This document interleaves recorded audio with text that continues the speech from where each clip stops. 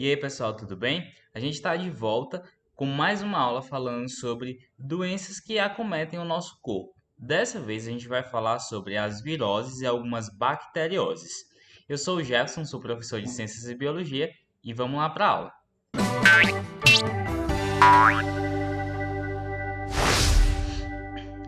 Beleza, então, pessoal. A gente vai falar de algumas características das viroses e algumas características das bacterioses. Então, vamos iniciar aqui. Primeiro de tudo, a gente tem alguns agentes que são chamados de agentes patogênicos, certo? Normalmente, esses agentes patogênicos, eles são bem variados.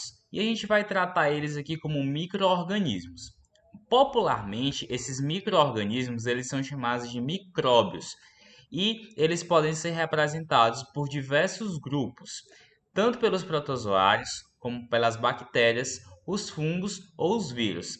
A grande maioria desses micróbios, eles são inofensivos, né? Eles não causam nenhum problema para o nosso corpo.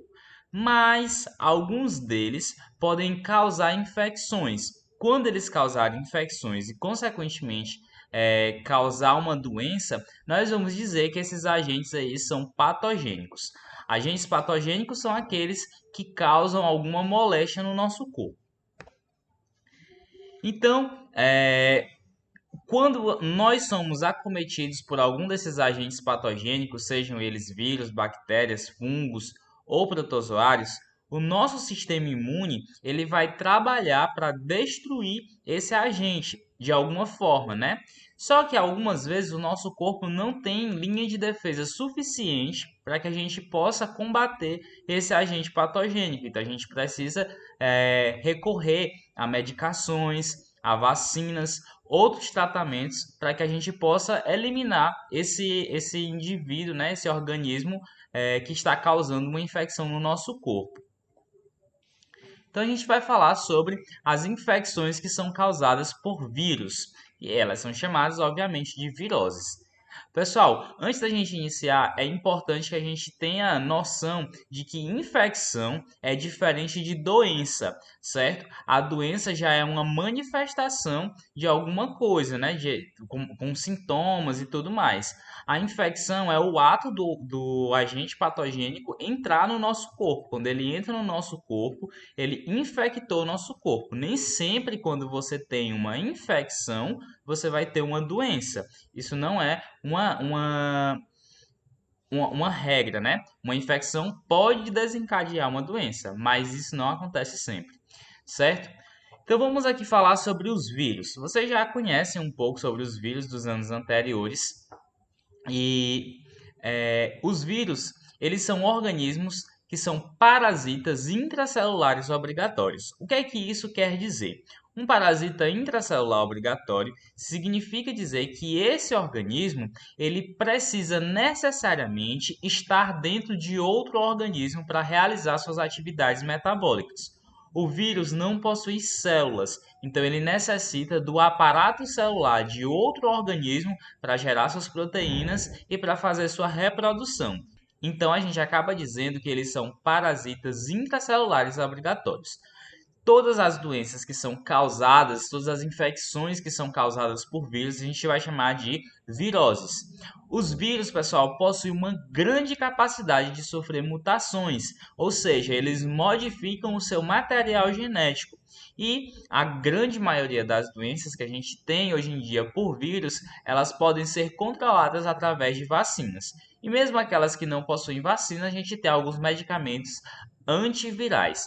Claro que não são todas as doenças que são tratadas, que já têm tratamento contra vacinas e antivirais. Se você está assistindo esse vídeo no momento de 2020, né, que a gente está passando por a pandemia do coronavírus, a gente está em um exemplo de uma virose que ainda não tem remédio, né, que não tem medicamento antiviral e também não tem uma vacina. No momento que nós estamos vivendo aqui, em setembro de 2020, a gente ainda não tem uma vacina é, disponível para a prevenção dessa doença, certo? Pessoal, Os vírus, eles são organismos extremamente específicos. Eles têm preferência por atacar determinados organismos e dentro desses organismos eles vão ter preferência por atacar um tipo de célula especificamente. Por exemplo, a raiva, né? Ela vai atacar, o vírus da raiva, ele vai atacar o sistema nervoso dos organismos. Já o sarampo vai atacar o sistema respiratório dos organismos. Então, esses vírus aí vão ter uma especificidade para cada tipo de célula ou de organismo.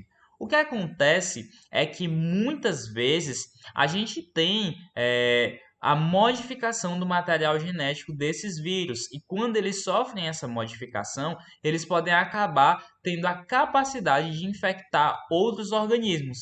Foi isso que aconteceu com o coronavírus, né? Ele não era um vírus que era específico de seres humanos, no caso o SARS-CoV-19, né, que é essa variedade do coronavírus. Ele sofreu uma mutação que permitiu que ele infectasse seres humanos, né? Então, antes, ele era um vírus que estava relacionado com morcegos e também com o pangolim, né? Que é um mamífero que é característico lá da Ásia. Então, ele sofreu essa modificação, pelo menos é isso que a gente sabe até agora, né? Ele sofreu essa modificação e ele foi capaz de acometer pessoas, né? Seres humanos. Outros organismos que acometem o nosso corpo são as bactérias, e as infecções causadas pelas bactérias vão ser chamadas de bacterioses. Felizmente, a grande maioria das doenças causadas por bactérias podem ser tratadas com antibióticos. Pessoal, só existe uma observação aqui. Nem todo antibiótico serve para qualquer bactéria. Se você tiver com infecção bacteriana, você tem que tomar um antibiótico que seja específico para aquela bactéria. E mais importante ainda, o antibiótico deve ser receitado por um médico, porque os antibióticos podem gerar bactérias resistentes. Então, você não pode tomar antibióticos por conta própria. Além disso, as bactérias também podem causar doenças, né? Podem causar infecções em plantas. E isso causa uma perda no plantio. Então, as bactérias, além de infectar seres humanos, elas também podem infectar vegetais. As bactérias em si podem causar um problema, né? Mas os seus produtos, né? As suas toxinas, elas também podem causar problemas para os seres humanos. Por exemplo, tem uma bactéria que elimina uma toxina que causa uma doença chamada de botulismo. Ela pode infectar alimentos, né? E aí você vai ter uma infecção alimentar, né? Uma infecção através dos alimentos, mas causado pela toxina que a bactéria liberou lá no alimento. Algumas dessas toxinas elas podem ser utilizadas em procedimentos médicos, porque a toxina que causa o botulismo ela diminui a contração em músculos involuntários. Então, alguns procedimentos médicos a gente utiliza essa toxina para diminuir as contrações dos músculos involuntários. Em alguns processos estéticos, as pessoas utilizam para deixar o rosto mais rígido, né? O rosto mais firme, que é o famoso Botox. Então, o Botox nada mais é do que uma toxina produzida por uma bactéria. Claro que não é pura, né? Existem outros tratamentos antes de aplicar na pele da pessoa, mas a base do Botox é uma toxina de bactérias que fazem com que os músculos eles percam a capacidade de se mover tanto, né? Ele vai ficar mais rígido. Então, a pessoa vai ter a pele mais lisinha, sem tantas rugas, né? Então, pessoal, é isso aí. A gente vai parar por aqui na parte de virose e bacteriose. Na próxima aula, a gente vai falar sobre protozooses e micoses, além de falar também um pouco sobre as vacinas, certo? Então, se você ficou com alguma dúvida, mande mensagem ou tente falar comigo e até a próxima aula. Tchau!